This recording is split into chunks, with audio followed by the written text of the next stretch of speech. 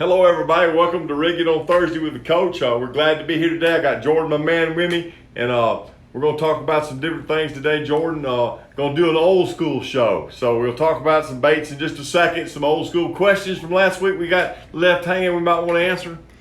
Yeah, my first question I have comes from Getting Tight Fishing. Are your lures salted? Yes, they are. Let's talk about that in a minute. That's a good question. A lot of people don't really realize if they walk up to a bag of baits and they don't see salt in the bag, then they assume necessarily that bait doesn't have salt in it a lot of times. That's not always the case. I know here at Big Bite Bait, when we build our plastics, we do two things to them.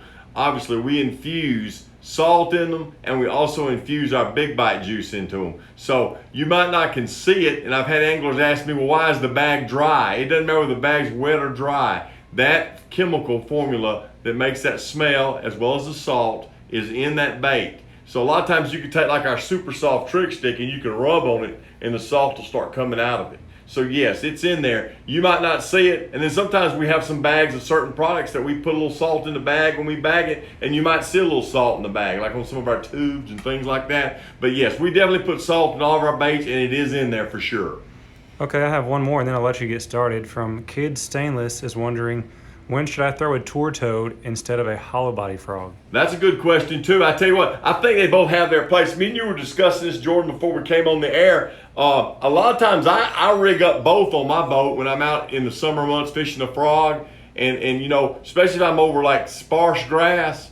I like to throw a hollow body, but then I like to sometimes follow it up with a tour toad. You also find out sometimes they'll be on one and not on the other. And it might be just a difference, you know, giving them a different appearance or a different look. And they might say, for example, bite the tour toad and not bite the hollow body. So I usually keep one of both tied on during the frog season, and sometimes I'll fish them. But actually, earlier in the year, I was catching them pretty good on a tour toad. And then here in the last few weeks, what fish I've caught shallow, I've caught on a hollow body. So you know, it's kind of an interesting deal. But I think that the good move is just to have both of them on your boat and give them two looks. Okay, all right, go ahead. What we got? So, all right, let's go ahead and get into our show then. Today I said we're gonna kind of go old school. Well, we touched on this a little bit last week or a week before. We talked a little bit about a Carolina rig. I want to talk about 3 baits that we build today that you can try and use on a Carolina rig, kind of an old school type of way of fishing. But before we go any further, I want to talk a little bit about the Carolina rig. There's a lot of different ways that you can build a rig. This particular rig we have right here has a wide gap hook on it.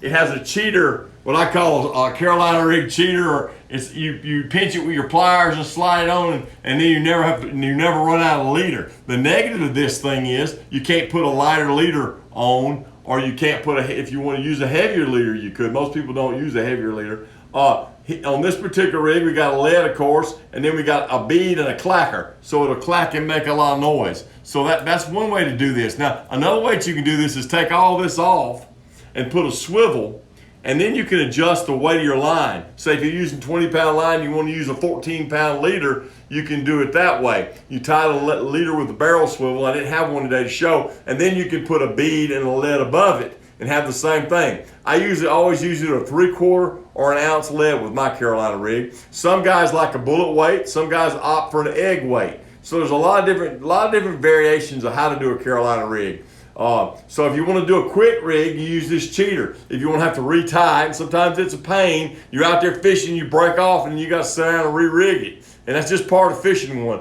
So you kind of have to live with it. But that's kind of a couple ways to do the Carolina rig. Now let's talk about the particular baits that I have on them today. The first bait I was going to show everyone is our creature bait. Okay, what we call the creature. It comes in this particular size, it's a 4-inch. We also have it in the 6-inch. Comes in 2 sizes. It's still a good fish catching bait that a lot of people still use. It comes in 28 colors, and you can just about find any color spectrum that you want to find in it. And you can use either one of these on a Carolina rig. You want a smaller profile bait? Here's the way to go. You want a big, bulkier profile bait? You can go with a 6-inch. So that's one of the things I was going to show today that I recommend. Okay, let me lay my rig down here. All right, the next thing I want to talk about is Mike McClellan's Battle Bug, his 5-inch Battle Bug. You can fish this behind a Carolina rig, and it does really well behind the Carolina rig. Matter of fact, this is the way I like to fish this particular bait. And you can do some things with this bait You can make it more compact. You can pinch it off if you want to.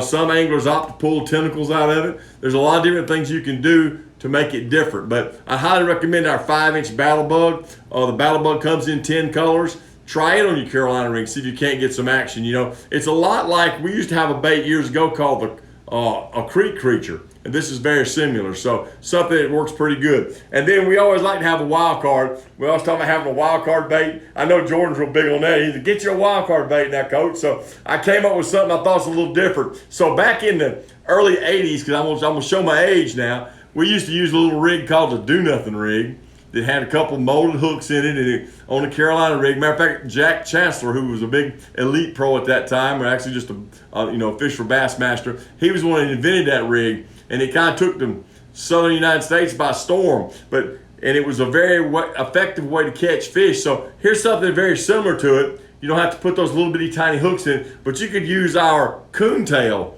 on the Carolina rig. It gives you the same thing. It's a French fry type bait. You could rig it with like a 3/0 hook if you'd like to. And I think it's something that you could use that would work very good. It's got the little bulbous tail. It catches water, it moves around. It's segmented. Also, if you look down the core of this worm, the core in it is offset to make the worm have more action. So you could actually work it that way. This coontail is 4.75 inches, and it comes in 11 colors. So if you want to do something that's a little bit different, a lot of times you have to downsize when things are tough. You want to try to get a bite? Try coontail on the end of your Carolina rig. I think you'll find it'll work pretty good. I've had a little success on it over the years. Okay, questions today. What we got going on today out here in the big world? Sure. So I have another question from Owen Brown. Okay, He's Owen. wondering, what is a good lure for a beginner that is both versatile and affordable? Okay, that's a good question. You know, I taught my daughter to fish when she was growing up, and I started her with a plastic. I felt like if she could feel that bite, then that could graduate into using, say, spinner baits, crank baits, or whatever. But I basically started her off with a Carolina rig, and that way she could feel the bite. And then from the Carolina rig, I moved her to a Texas rig and got her where she would know that. If you can feel that bite, then you can pretty much feel a bite on a jig or any other kind of bait. And so that's kind of how I did it. And the key to it, I think, in teaching someone how to catch fish is to have them own fish where they can get some bites. They stay real interested if they're getting bites. Of course, that's true for me too. But if they're not getting a lot of bites, then it can be tough. So I started off in like some farm ponds and some things like that where I knew she would get a bunch of bites. And then from there we graduated to the big lake and where it was a little tougher to catch fish for sure. Okay, so what would be like if you had to pick 3 lures for a beginner? Which ones would you pick? That's a pretty tough question. I probably would do a fighting frog most definitely because that bait gets a lot of bites. Probably based on what's going on right now, I'd probably go with maybe trick stick. It gets lots of bites as well, and then probably some type of worm, something will get some bites for sure. Okay, good deal. So a couple more questions here. Good. Keep them coming, guys. That's great. One is from Dustin Hunting. He's wondering what's the best jig trailer that we make. Oh, wow, that's a good question. I think it has to do with your what you like in a jig trailer. I prefer a crawfish type look on my jig, so I use either a fighting frog or a kamikaze craw. But a lot of guys like to go back and opt for just the old straight chunk. It's got the big flappers. It still looks like a crawfish, but it's just a little different. So I think you can do like what I would call a modernized chunk or an old school chunk. So that would be how I would answer that. Definitely. Okay, let's see. I have another one here. What's the best bait to use in stained water? Depending on the depth, I think that has a lot to do with it. I know, like I'll give away one of my secrets. In shallow stained water, I like to use our craw tube. It's compact, and we can put a rattle in it. It makes a lot of noise. I think it works real good, especially in the spring part of the year. January, February, March, and April. That craw tube works real well in shallow stained water. In deep stained water, I just think it's a matter of darkening up and going with the type of bait that you like to use. I mean, obviously, it depends. There again, that's kind of to do with the time of the year. But like in the spring, I'd use a lizard maybe, and then out in the summer, I'd go to a worm of some variety. But I'd darken my color up to like a hematoma or something where they get some visibility. So anyway, that kind of got us through today. We appreciate all the questions. Everything's going good here at Big Bite Baits. We're looking forward to a lot of things happening here in the next couple months. We're getting through the coronavirus, And if you have any tackle questions or you need any tackle, make sure you give us a call here. Our new catalog's fixed to be out, I believe, next week. Is that right, Jordan? So if you need a catalog, make sure you call in and get us the address. We'll make sure we send you one out. And until next Thursday, we look forward to seeing you.